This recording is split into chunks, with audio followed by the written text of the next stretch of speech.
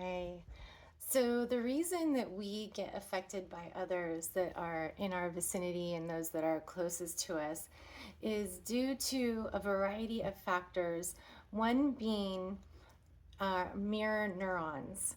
So, you've probably had the experience where your child is having a hard time, and all of a sudden you feel bodily like your chest tighten, or depending on what it is, maybe even like your stomach sinking.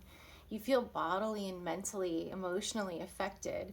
Or say your partner comes home in a bad mood and he gets some bad news or something like that, or a friend comes to you like that. Like, if you're close to that person, you're going to immediately feel like some sort of bodily, mental, emotional response to that. You're going to maybe even feel what they're feeling. And so there's reasons for that.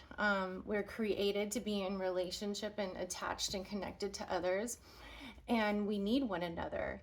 And so we're going to be affected by each other.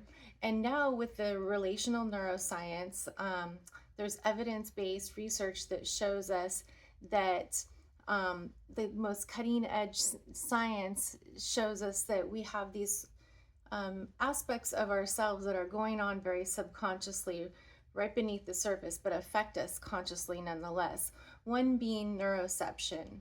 Neuroception is the fact that we pick up on cues from one another in a nanosecond. So when we walk into a room or someone walks into our room, we are picking up levels of safety. Is this safe? Is this not safe? What kind of a mood is this person in? How do I need to respond here? I might feel, depending on if it's more in a negative type of situation, I might start to feel my heart pounding.